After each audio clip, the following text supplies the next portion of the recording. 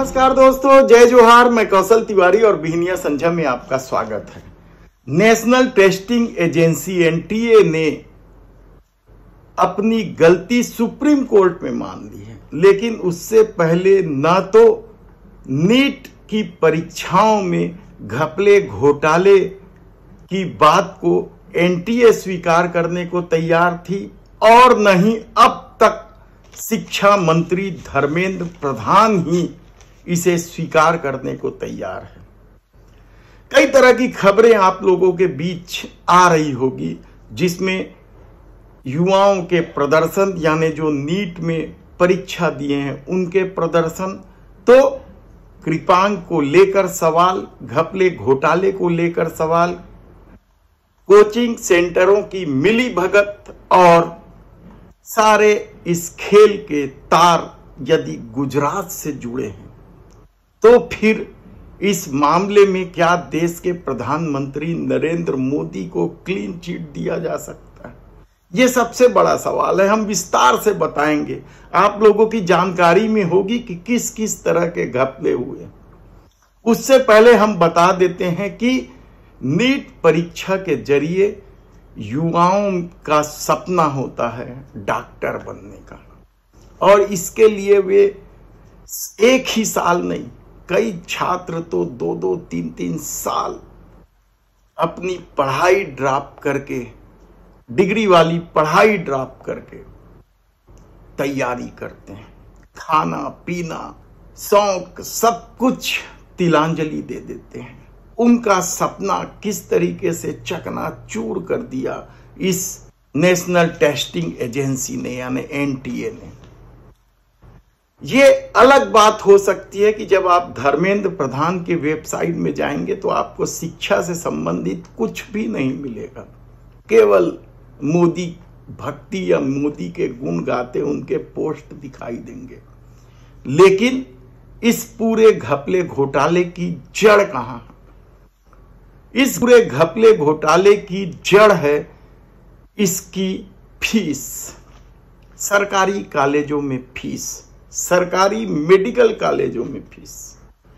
दरअसल सरकारी medical college में यदि किसी की भर्ती हो जाती है तो उसे 5 लाख रुपए ही लगना है, जबकि निजी मेडिकल कॉलेज में यह फीस 50 लाख से लेकर करोड़ों तक पहुंच जाती है। ऐसी परिस्थिति में क्या कोचिंग सेंटर कुछ पालकों को यह समझाने में सफल हो जाते हैं कि यदि वे 10 लाख दे दें तो उन्हें अच्छा ग्रेड मिल जाएगा और उनकी सरकारी कॉलेज में भर्ती हो जाएगी, पैसा बच जाएगा।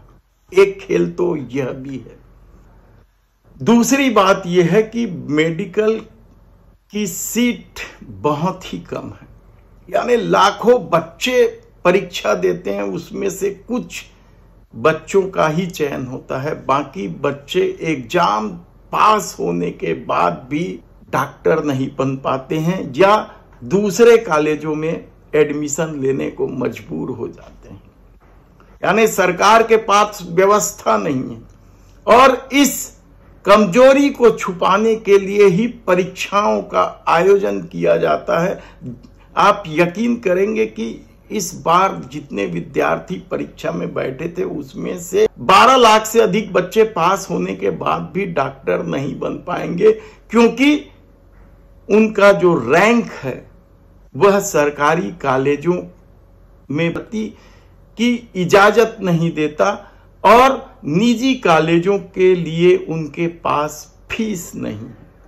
ऐसे में कई बच्चे कम फीस के चक्कर में विदेश में भी जाते हैं। आपको याद होगा कि किस तरीके से यूक्रेन युद्ध के दौरान ऐसे ही मेडिकल छात्र फंसे थे और वो वीडियो युद्ध रुकवा दिया पापा वाला कितना फेमस हुआ था। ये दर्द है सपना टूटने का। केवल बच्चों का सपना नहीं टूटा है, बल्कि पालकों का सपना भी चकनाचूर हुआ। और ये सारा खेल क्या सिर्फ इसलिए हो रहा है क्योंकि देश के प्रधानमंत्री नरेंद्र मोदी सब कुछ अपनी मुट्ठी में कर लेना चाहते हैं? इसलिए मणिपुर कैडर के अधिकारी को बैठाया गया, जोशी जी। छत्तीसगढ़ के एक अधिकारी पहुंचे हैं, सुबोध सिंह। किसी से छिपा नहीं है सुबोध सिंह किस कदर अधिकारी हैं और किस तरह से विवादों में रहे हैं छत्तीसगढ़ में। और नेशनल टेस्टिंग एजेंसी ने यानी एनटीए ने तो कृपांक रद्द कर दी है। सुप्रीम कोर्ट को बताया, कल तक कृपांक देना वह उचित मान रहा था, लेकिन सुप्रीम कोर्ट में पहुंचते पहुंचते वह इसे रद्द करने की सूचना दी। जिन बच्चों को कृपांक मिला है वे बच्चे अब जो प्राप्तांक है उसी आधार पर उनका रैंक निर्धारित होगा और ऐसे बच्चों का एक बार फिर परीक्षा होगा। यानी कितना जद्दोजहद करना पड़ रहा है अपने सपने पूरे करने के लिए। सरकार के पास इंफ्रास्ट्रक्चर नहीं। सरकार अपनी कमजोरी छुपाने के लिए क्या कुछ खेल खेल रही है। और अब जब इस पूरे स्कैम के तार गुजरात से जुड़ने की खबर सामने आ रही है, तब सवाल ये उठता है कि आखिर गुजरात को लेकर इतना विवाद क्यों है? क्या सिर्फ इसलिए कि देश के प्रधानमंत्री नरेंद्र मोदी गुजरात से आते हैं, या फिर सचमुच प्रधानमंत्री कोई खेल खेल रहे हैं और पकड़े जाने पर गुजरात का नाम सामने आता है? कई सवाल इस दौर में आप उठा सकते हैं, लेकिन एक चीज तो आप जान लीजिए कि जिन 6 बच्चों के नाम सामने आए हैं 720 अंक पाने वाले, उन बच्चों के नाम सरनेम भी नहीं। याद आया आपको छत्तीसगढ़ में इसी तरीके से पीएससी घोटाला हुआ था, तब बच्चों के सरनेम हटा दिए थे, उनके पेरेंट्स के सरनेम हटा दिए थे। और किस तरीके का सपना तोड़ा जा रहा है युवाओं का। कितने ही उदाहरण आप लोगों के सामने हैं कि किस किस तरीके से कभी पेपर लीक हो जा रहा है, तो कभी परीक्षा कैंसिल हो जा रही है, तिथि आगे बढ़ा दी जा रही है।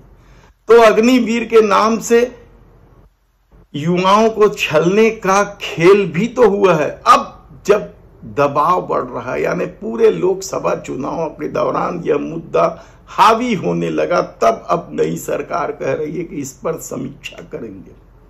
यानी सोचिए कि मोदी सरकार युवाओं के भविष्य के साथ किस तरीके से खिलवाड़ कर रही है। ऐसी परिस्थिति में जब सुप्रीम कोर्ट ने भी एनटीए के निर्णय को मान लिया है, तब छात्र क्या करेंगे? किस तरीके से इस स्कैम का खुलासा होगा? देखना है कि इस मामले को लेकर कांग्रेस जब लोकसभा का सत्र 15 दिन बाद लगने वाला है, उसमें यह मामला किस कदर उठता है। क्या जेपीसी की जांच की मांग कांग्रेस करेगी और सरकार तैयार हो जाएगी? क्योंकि मामला फिर गुजरात से जुड़े होने का सामने आ चुका है। ठीक हिडनबर्ग की रिपोर्ट का मामला भी तो गुजरात से जुड़ा था और उसके लिए सरकार ने क्या कुछ नहीं किया था। सांसदों की सदस्यता तक खत्म कर देने का आरोप मोदी सरकार पर है, तब युवाओं के भविष्य को लेकर खिलवाड़ करने का इस पूरे खेल में क्या होगा, यह हम आपको बताते रहेंगे। हमारी पूरी टीम की नजर इस पे लगी हुई है। धन्यवाद।